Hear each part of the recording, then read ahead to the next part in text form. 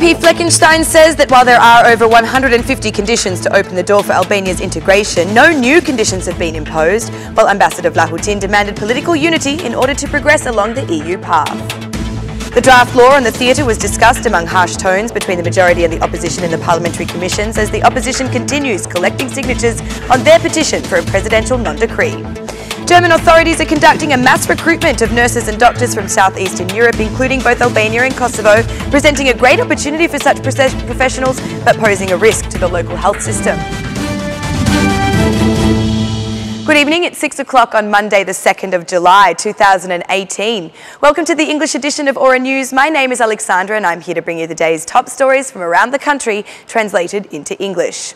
The rapporteur for Albania in the European Parliament, Fleckenstein, says that in the Council of Europe's conclusion on the opening of negotiations with Albania, there are no additional conditions, but advancement of the already initiated reforms is required.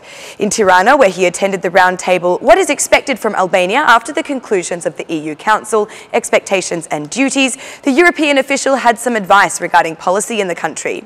What is expected is that the reforms continue and not be interrupted. I am happy for the fact that there are conditions, but also that there are no new conditions. What the Council underlines is that they see progress in the key priorities.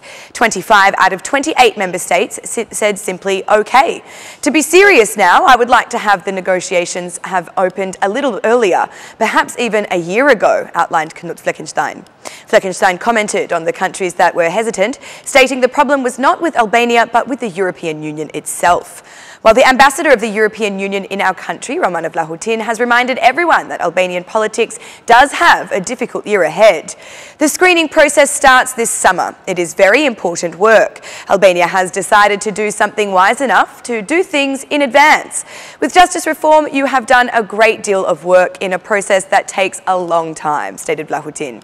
The EU ambassador appealed for political consensus on integration issues. This process requires unity, not rhetoric.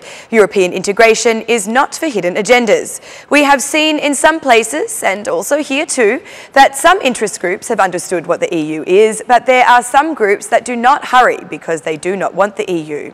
The majority and the minority have to cooperate. The greatest need is to extend the hand of dialogue, because without this, the process is almost impossible, added Roman Vlahutin.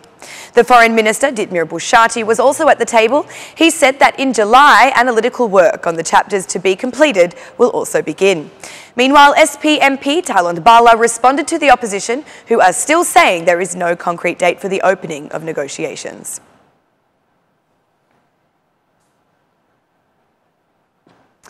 Among insults and accusations today marked the beginning of discussions on the law for the National Theatre in the meeting of the Legal Commission. Although the procedure was approved in the previous parliamentary session, opposition MPs demanded that the draft for the theatre be removed from the agenda, a request which was overthrown with the votes of the majority. Invited to report on the law, Culture Minister Mirela Kumbaro reiterated that the building is out of function and the Ministry of Culture has no funds to reconstruct. After responding to questions from MPs from both sides, Kumbaro said that the draft proposal by the private company is still in negotiations with the municipality and the Ministry of Culture. The terms, conditions and costs will not be able to be determined until closer to the conclusion of the negotiations. The issue of the theatre has been discussed with harsh tones, even in the Economic Commission, where the opposition has called it the biggest scandalous affair of the Rama government. Meanwhile, the theatre is expected to be voted upon in Thursday's session, while the opposition has developed a petition calling on the President to refuse to decree the law.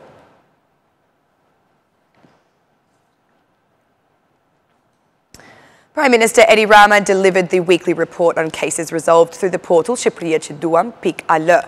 At the end of the hearing with citizens, which have lasted 2 months and extended right across the country, Rama said that the platform of co-governance with the citizens has seen solutions provided to many problems, some of which he published at a meeting with the coordinators of co-governance.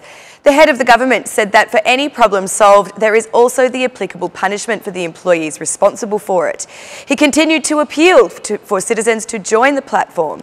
Any case solved is also a punishable case, where for any delays with unnecessary unnecessary bureaucracies or obstacles created in such a way that is inconsistent with the law, the employee must take responsibility to the citizen and therefore be punished with all measures provided by the Labour Code or the Code of Civil Service, explained Edi Rama.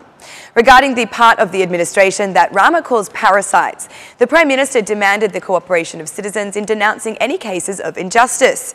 In establishing the administration and the services offered from top to bottom, pressure results in the identification of problematic individuals, the identification of indifferent workers, parasites, or even predators who, if they cannot dip into the hands of into the citizens' pockets, will not provide any solutions as they are required by law, added Edi Rama. Even at the end of the public hearings in the context of the accountability tour, the Prime Minister claimed that cooperation with the portal will continue as an instrument to avoid long queues and corruption in state offices.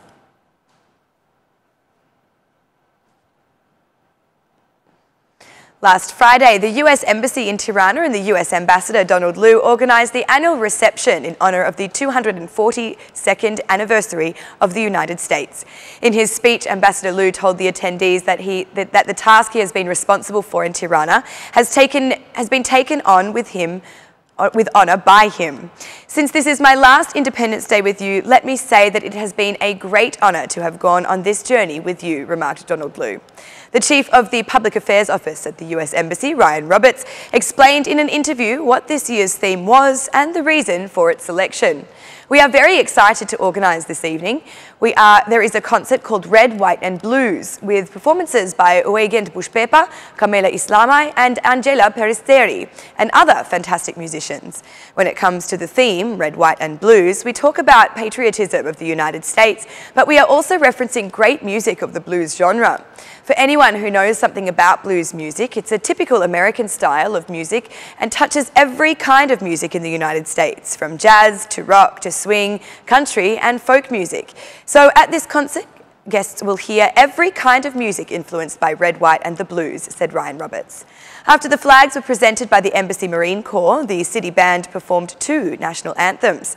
Later, well-known singers such as Eugen Bushpepa, Camila Islamai and Angela Peristeri also played a number of well-known American songs.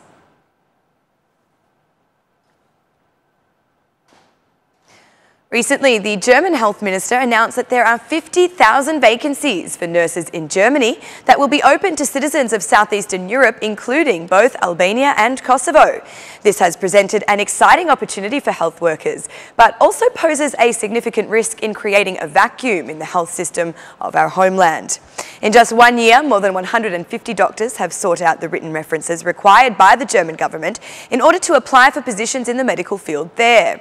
According to the Dean of the University of Medicine, Professor Arben Jata, reasons such as higher salaries, better working conditions and more career opportunities all contribute to the increasing numbers of white blouses flocking to European markets. The good assessment by the German authorities was that the staff recruitment in Southeast Europe, in Albania and Kosovo, represents a great potential for the new professionals.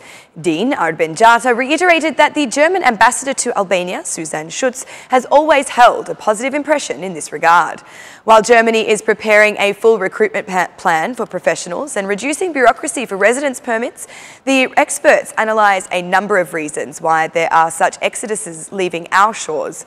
Mostly these reasons are related to pay, high workloads, patient-doctor relations that are still delicate, and the inability to develop a career.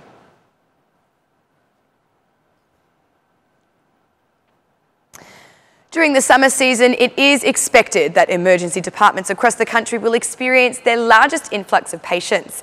As such, the chart and plan for the distribution of staff from the Mother Teresa University Medical Centre of Tirana to other hospitals across the country is being implemented.